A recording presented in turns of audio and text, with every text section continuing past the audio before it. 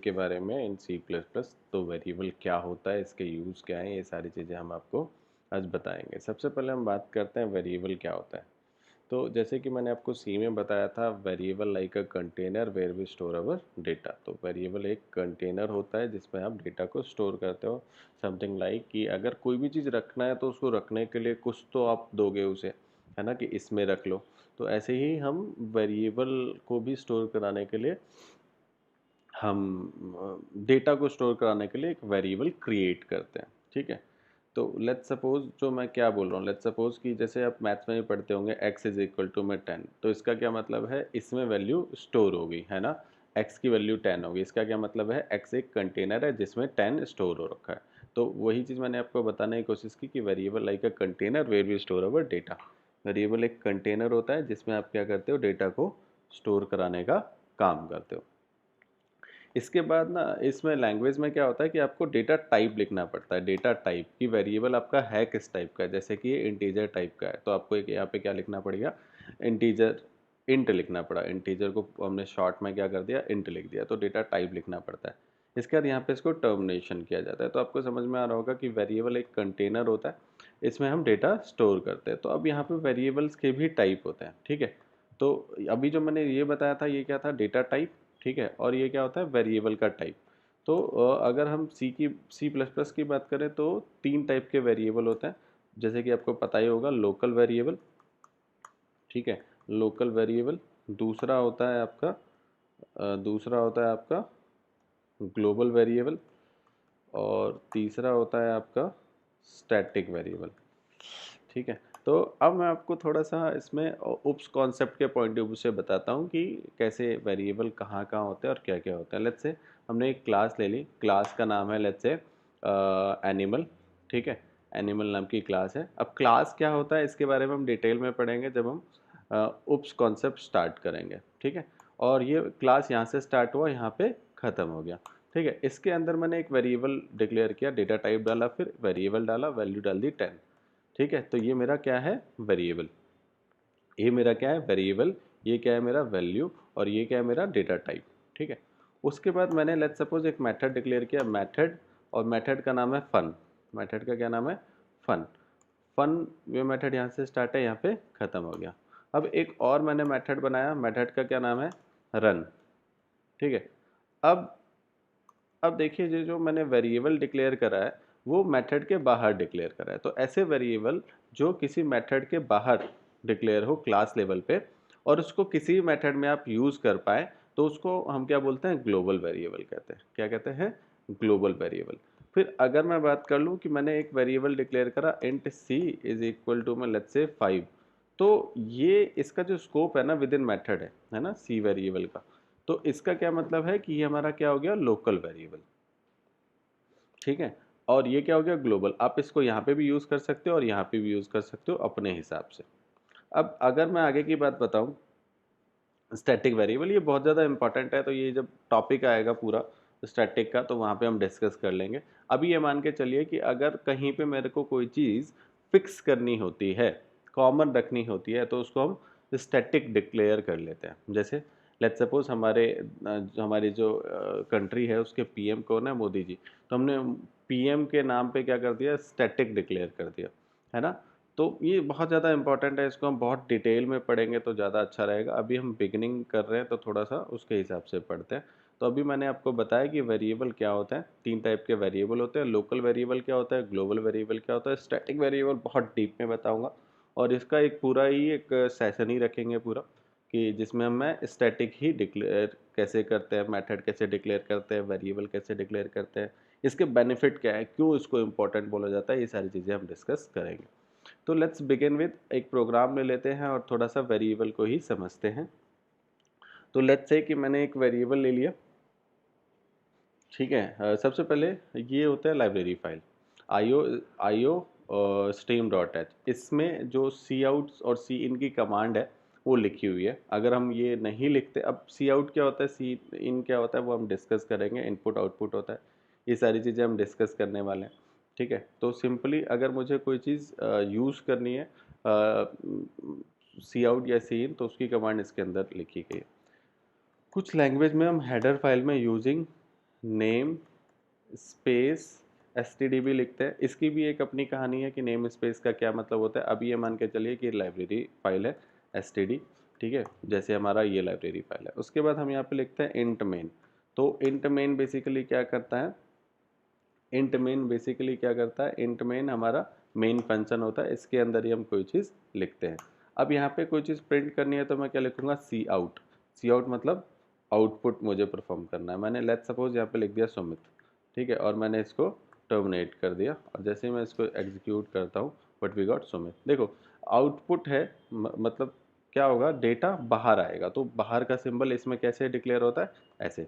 इसमें हम ब्रैकेट वगैरह कुछ नहीं लगाते हैं, ठीक है। तो जैसे मैंने इसको प्रिंट कराया व्हाट वी गॉट सुमित। ओके, अब लेट्स सपोज मैं एक वेरिएबल डिक्लेयर करता हूँ। तो जैसे आपको पता है वेरिएबल डिक्लेयर करने के लिए उसका पहले डेटा टाइप लिखना पड़ता है। एक वेरिएबल का नाम लेट्स सपोज ए ले लिया, वैल्यू उसकी होगी 10। तो अगर मुझे इसे प्रिंट कराना है तो मैं इसमें क्या लिखूंगा, अब जैसे सी में होता है मॉड्यूल डी लिखना पड़ता है, बहुत सारी चीज़ें होती है। इसमें हम डायरेक्ट ए लिख देंगे व्हाट वी गॉट, ठीक है। तो ये थोड़ा इजी होते जाता है, ठीक है। अब लेट्स सपोज मुझे यहाँ पे लिखना है value of a is equal to करके, तो मैंने लिखा value of a is equal to, right, और मैंने इसको बंद कर दिया। उसके बाद मैंने क्या करना है, फिर से ये वाला सिंबल लगाना है, और जैसे ही मैं इसको एग्जीक्यूट करूँगा व्हाट वी गॉट। अच्छा, मैंने यहाँ पे कुछ यहाँ पे तो कर दिया लेकिन यहाँ पे नहीं किया, तो दैट्स वाई ये एरर आ रहा था। जैसे मैं इसको एग्जीक्यूट करूँगा तो ये हमारे पास वैल्यू आ गई। तो जैसे मैंने आपको सी में बताया था, मैं वो भी करके दिखा देता हूँ। लेट्स से मैंने यहाँ पे बी ले लिया, बी इज इक्वल टू 20 कर दिया, और अगर मुझे इसे प्रिंट कराना है मैंने इसको कॉपी किया और यहाँ पे इसका बी वैल्यू ले लिया, ठीक है। अब आप यहाँ देखेंगे कि सेम लाइन में आ जाएगा।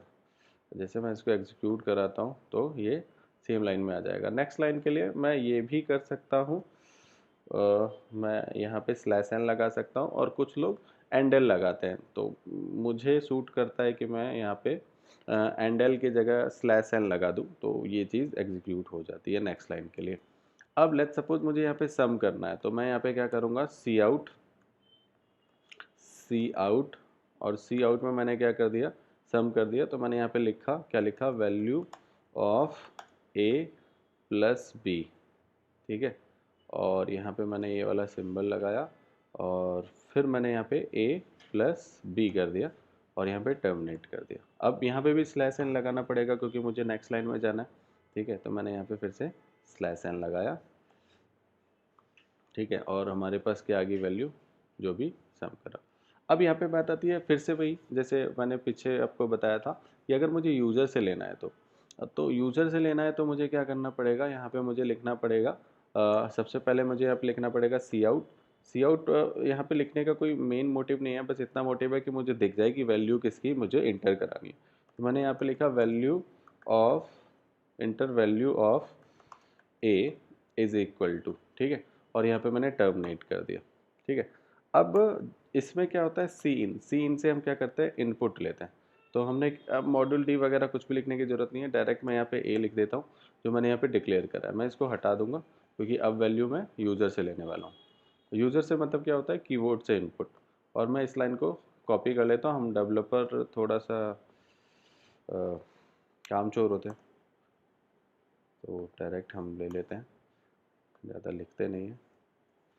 तो जैसे ही मैंने इसको रन कराया तो यहाँ पे वैल्यू आ गई लेट्स सपोज 10, यहाँ पे वैल्यू आ गई लेट्स सपोज 20, और इसने सब करके दिखा दिया। यहाँ पे ये देखने में अच्छा नहीं लग रहा है तो मैं यहाँ पे इज़ इक्वल टू लिख देता हूँ, और ये चीज़ मुझे यहाँ से मिल जाएगी, ये चीज़, ठीक है।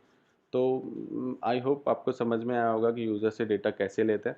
मैं एक प्रॉपर सेशन बनाऊंगा जिसमें मैं स्वैपिंग करके दिखाऊंगा, और बड़ा ही इंटरेस्टिंग रहता है कैसे स्वैपिंग किया जाता है।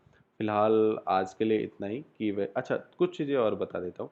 जैसे अगर मुझे वेरिएबल डिक्लेयर करना है तो अगर मैं यहाँ पे 1 करता हूँ, और यहाँ पे भी 1 करता हूँ, यहाँ पे भी 1 करता हूँ, यहाँ पे भी 1 करता हूँ, ठीक है, तो इसको कोई दिक्कत नहीं होगी, ठीक है। मैं एक बार करके दिखा देता हूँ मैं क्या कहना चाहता हूँ।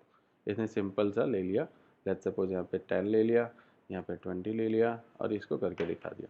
यही चीज़ अगर मैं 1 पहले ले लेता हूँ, मैं एक ही में करके दिखाता हूँ, आप समझ जाएंगे। पहले ले लेता हूँ तो ये इसके लिए मतलब एक्सेप्टेबल नहीं है। मतलब कहने का मतलब है वेरिएबल में जो लेटर्स होते हैं अल्फ़ाबेटिकल वो पहले आने चाहिए, ठीक है, और नंबर बाद में आने चाहिए, ठीक है। ये एक्सेप्टेबल नहीं है। तो ये चीज़ यहाँ पे है। अब लेट्स सपोज मुझे ए भी लिखना है यहाँ पे, ए बी, ठीक है, कोई दिक्कत नहीं है, ले लेगा ए बी, ठीक है। मैंने यहाँ पे ए बी करा, कोई दिक्कत नहीं है, ये ले लेगा। लेकिन अगर मैं आपको अभी दिखाता हूँ, अगर मैं इसमें बीच में स्पेस दे देता हूँ तो ये एरर ले लेगा क्योंकि ये इनवैलिड है, ठीक है। अभी ये कोई दिक्कत नहीं है, ये एग्जीक्यूट हो जाएगा। और बीच में अगर मैं स्पेस ले लेता हूँ, सेम है कोड, मैंने बस स्पेस ले लिया, ठीक है। तो अब ये यहाँ पे ये एक्सेप्ट नहीं करता है, ये स्पेस है, ये एक्सेप्ट नहीं करता। देखिए इनवैलिड सिंटैक्स है ना, ए वाज नॉट डिक्लेयर्ड, इसको नहीं समझ में आ रहा। हाँ, अगर आपको चाहिए, आपको ऐसा लगता है तो आप एक ही सिंबल यूज़ कर सकते हैं, अंडरस्कोर। अंडरस्कोर आप कहीं पे भी यूज़ कर सकते हैं, आप इसके अलावा कुछ भी यूज़ नहीं कर सकते। मैं आपको अभी दिखा देता हूँ।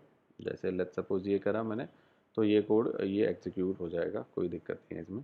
लेट्स सपोज 4 ले लिया, 5 ले लिया, कोई दिक्कत नहीं, हो गया। अब मैं आपको समझाने के लिए लेट्स सपोज मैंने यहाँ पे डॉलर का सिंबल ले लिया, ठीक है।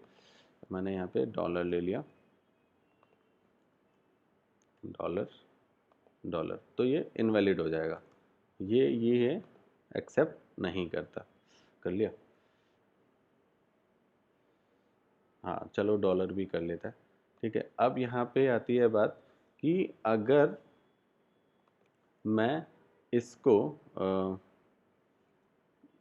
डॉलर को मैं पहले लगाता हूँ, लेट्स सपोज मैंने यहाँ पे डॉलर सिंबल को पहले लगाया और यहाँ भी पहले लगाया और यहाँ भी पहले लगाया, ठीक है। तो ये एरर तो नहीं देना चाहिए, चलिए देखते हैं।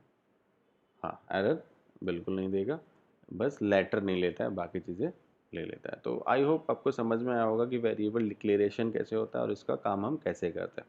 अब मैं ये आपको बता रहा था कि लाइब्रेरी फाइल के लिए, लाइब्रेरी फाइल हम इसलिए लिखते हैं क्योंकि हम सी इन सी आउट की कोडिंग कर पाए, क्योंकि इसकी कोडिंग इसके अंदर पहले से लिखी हुई है। हम हैश इंक्लूड मतलब लाइब्रेरी में जाते हैं, ये फाइल को कॉल कराते हैं और उसके अंदर लिखा हुआ है सी इन का मतलब डेटा लेना होता है, सी आउट का मतलब चीज़ें शो करानी होती हैं। आई होप आपको समझ में आया होगा मैं क्या